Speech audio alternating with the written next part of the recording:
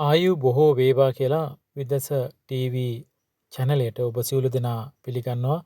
මෙවර විදස විමසුම හෙළ ඉතිහාසය සොයා යන මීට අවුරුදු 5000කට වඩා පැරණි ඊටාම අපේ හෙළ ශාස්ත්‍රීය කරුණු රාශියක් තියෙනවා. ඒ සියල්ල හෙළිකිරීම තමයි අපේ අරමුණ.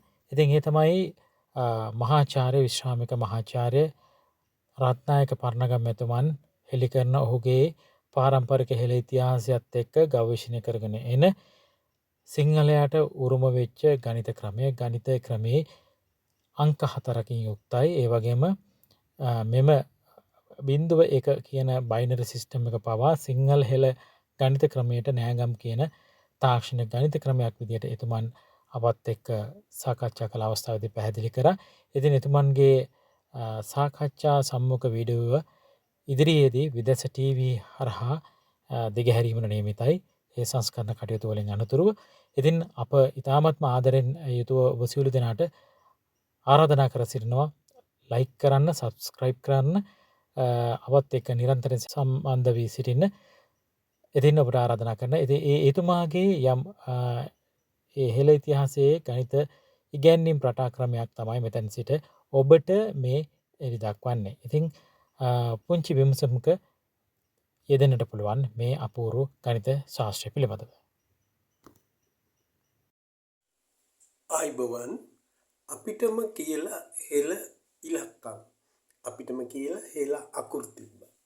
මම හිතන්නේ ඒ හෙළ ඉලක්කම් සහ හෙළ අකුරු ඔබ දැනටමත් හඳුනාගෙන ඇති. ඒත් අපි බලමු තවදුරටත් හෙළ ඉලක්කම් සහ හෙළ අකුරු පිළිබඳ විස්තරය. මේ අවුරුදු 5000කටත් පෙර සිට අපේ ශිලාලේඛවල ලියපු ඉලක්කම් දැනටත් තවමත් අපේ ශිලාලේඛවල මේ ඉලක්කම් පවතිනවා. හොඳින් ශිලාලේඛයක් පිළිබඳ බැලුවොත් ඉතාම ලස්සනට ඉතාම පැහැදිලිව මේ අකුරු අපිට වෙන වෙනම හඳුනා ගන්න පුළුවන්. මේ ඉලක්කම් හඳුනා ගන්න පුළුවන්. සෑම ශිලාලේඛයක අනුරාධපුර පොළොන්නරුව වගේ තියෙන සෑම ශිලාලේඛයක වගේම අපේ ඉලක්කම් පවතිනවා. මේවා හඳුනා ගන්න. තාම වැදගත් වෙනවා. අපේ හෙළ ඉලක්කම් වලින් ඒ කියන්නේ තිතෙන් නැත්නම් ඩොට් එකෙන් නිරූපණය කරන්නේ එක. ක්‍රොස් එකෙන් නිරූපණය කරන්නේ දෙක. හැබැයි මේ විදිහට තියෙනවා. එකතු කිරීම වගේ. මේක කයන්න. මේ තියෙන්නේ කයන්න. මෙයාට ඉස්පිලි පාපිලි දාන්න පුළුවන්. මෙහෙම දැම්මොත් කියන්න මෙහෙම ලියවොත් කොයන්න ඒ විදිහට ඉස්පිලි පාපිලි මේ එකතු කිරීමේ කයන්නට මේක එකතු කිරීම නෙවෙයි එකතු කිරීමේ ලකුණු වගේ තියෙන කයන්නට ඉස්පිලි පාපිලි තියෙනවා. ඒ කිසිම ශිලාලේඛයක මේ දෙක කියන මේ සංකේතයට නැත්නම් මේ ක්‍රොස් එකේ හැඩයට ඉස්පිලි පාපිලි දාලා තියෙන්නේ නෑ. ඉස්පිලි පාපිලි නෑ. මෙයාගේ මේ ඉර උඩින් තියෙන. එතකොට ඒ දෙක නිරූපණය කිරීම අපිට එකෙන්ම පෙන්වන්න පුළුවන් මේ දෙක කියන සංඛ්‍යාව තවදුරටත් ඉදිරියට ඉගෙන ගන්නකොට මේ අපේ දෙකම කියන එක පැහැදිලි කරගන්න පුළුවන්. ඒකම 4 මේ තියෙන්නේ 4 සාමාන්‍යයෙන් තියෙන්න ඕනේ පාද දෙක සමානව එකිනෙක සමානව සුළු කෝණයකින් යුක්තයි නම් මේ 4. මෙයාට කිසිම තැනක ඉස්පිලි පාපිලි දාන්න බෑ. 4ට ඉස්පිලි පාපිලි දාන්න. හැබැයි හොඳට තීක්ෂණය කරලා බැලුවාම මහා කෝණයකින් යුක්ත මෙන්න මේ විදිහේ කාකපාදයක්. මේකේ එක පාදයක් දිගයි. මේකේ පාද දෙකම සමානයි. මේක පාදයක් දිගයි. මේ පාදේ දිගයි. එන්නේ එයාගෙන් නිරූපණය කරන්නේ ගයන්න. එතරම් මේ කෝණේ සුළු කෝණයක් මේක මහ කෝණයක්.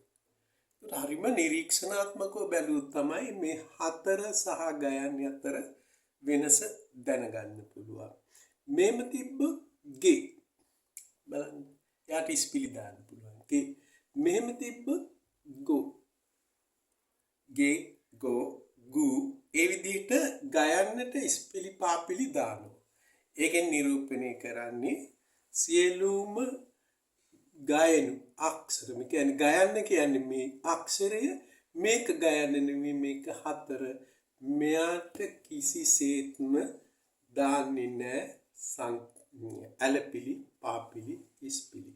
මේකයි අපි හෙළ ගණිතය. අපිටම තියෙන හෙළ ගණිතය. එතකොට ඊට පස්සේ අපිට පුළුවන් 4 ඊළඟට 8 ලියන්න. 8 ලියන්නේ සමපාද ත්‍රිකෝණයක්. පාද තුනම සමපාද ත්‍රිකෝණයක්. මේ විදිහට තියෙනවා මේ 8. මේකට ඉස්පිලි පාපිලි දාන්න බෑනේ. 8ට ඉස්පිලි පාපිලි නෑ. එහෙනම් දැන් 8 කියන සංඛ්‍යාවට ඉස්පිලි පාපිලි නෑ. මේ තියෙන්නේ 8 සංඛ්‍යාව. එතකොට හැබැයි මේ විදිහට ලියුවොත් මේ තියෙන්නේ ඒ අකුර. එයන්න. ඉස්සෙල්ලා මම කිව්වද මේ මෙහෙම ලියන්නේ අපේ හෙළ සංඛ්‍යා හෙළ අකුරු වල ඒ යන්න.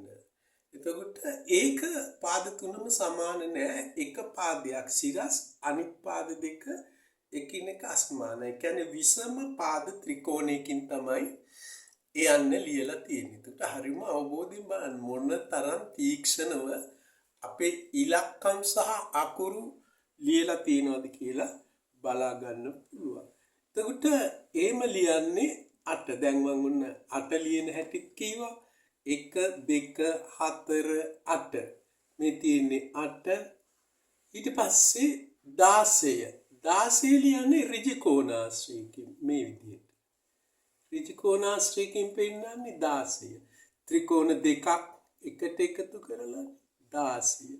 එතකොට 16 ඔය විදිහට ලියන්නේ. හැබැයි මතක තියාගන්න සමචතුරස්‍රයකින් පෙන්නන්නේ බයන්න.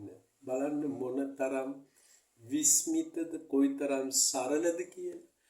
ශිලාලේඛවල සමචතුරස්‍රයක් තියෙනවා නම් මෙන්න මේ විදිහට මේක බයන්න. මේ බයන්න. ඔයගොල්ලෝ දැනටම දන්නවා ඇති මේ බයන්න. මේකට ඉස්පිලි පාපිලි එලපිලි ඔක්කොම දාන්න පුළුවන්. මෙහෙම දැම්මහම බයන්න, මෙහෙම දැම්මහම බුයන්න, බොයන්න, මෙහෙම දැම්මහම බයන්න, මෙහෙම දැම්මහම බොයන්න. ඒක එක ඉස්පිලි පාපිලි දාන්න පුළුවන් බයන්නට. ඒ ඍජු කෝණාශ්‍රයට එහෙම නැත්නම් 16ට කිසිම ඉස්පිලි පාපිල්ලක් දාන්න බෑ. දාලත් නැහැ. කිසිම ශිලාලේඛයක එහෙම ලියලත් නැහැ. එයා බයන්නමයි. මේ ගණිතයේ දිගින් දිගට අපි ඉගෙන ගත්තොත් මේ සංඛ්‍යා දීර්ඝව ඉගෙන ගත්තොත් අපිට පේනවා අපේ ඉලක්කම් මොනතරම් සරලද විස්මිතද කියලා. ඒ වගේම අපිට පුළුවන් මේ විදිහට ලියුවොත් මේ තියෙන්නේ 8 මෙතනින් මැද තිතක් තිබ්බොත් 9. මේ විදිහට ලියුවොත් 16 මෙතන මැද සාමාන්‍යයෙන් තිත වෙනුවට ලොකු ශිලාලේඛ වෙන කතිරයක් ගහලා රවුම දාන. ඒ තියෙන්නේ 17. මේ 17. හරිද? ඒ විදිහට අපිට විවිධ ඉලක්කම් අපේ සංඛ්‍යා හෙළ සංඛ්‍යා හඳුනා ගන්න පුළුවන්. ඉතින් ඔබ කැමති නම් දිගින් දිගටම මේ ඉලක්කම් ඉගෙන ගන්න පුළුවන්. ඒකම මතක තියාගන්න අපිට එකතු කරන්න අඩු කරන්න අපේ ඉලක්කම් වලින් හරිම පහසුයි. හරිම ලේසියි. එතකොට ඔයගොල්ලන්ට පුළුවන් ඉලක්කම් ඉගෙන ගන්න. දිගින් දිගටම ඉගෙන ගන්න පුළුවන්. ඔයගොල්ලෝ කැමති නම් අපිත් සමග එකතු වෙලා බෙදන්න අපිට චක්‍රයක් නැහැ. බෙදීමට චක්‍රයක් නැහැ. ಗುಣ කිරීමට චක්‍රයක් නැහැ. හැම එකක්ම අපිට ඊටාම සරලව චක්‍රේ නොමැතිව අපිට ඉගෙන ගන්න පුළුවන්. ඉතින් දිගින් දිගටම අපි සමග එකතු වෙන්න අපි බලමු. මෙන්න මේ මගේ WhatsApp අංකයට ඔයගොල්ලෝ WhatsApp කරන්න තවදුරටත් ඉගෙන ගන්න. අපි නැවත මේ වීඩියෝ එකෙන්ම නැත්තම් මේ YouTube එකෙන්ම ඔබට ඉදිරියට ගණන් පැහැදිලි කරන්න සූදානම් 076යි 470යි 677යි 4ට WhatsApp කිරීමෙන් ඔබට මේ ගැටලු පිළිබඳ තවත් අධ්‍යයනය කරන්න පුළුවන් නොදන්නා නොතේරෙන දෙයක් ඉගෙන ගන්නත් පුළුවන් ඒකම ඉදිරියට දිගින් දිගටම අපි ඔබගේ කැමැත්ත අනුව මේ YouTube එකේ මේ කාර්යයේ නිරත වෙන්න උත්සාහ කරනවා හැමෝටම තෙරුවන් බුදු සරණයි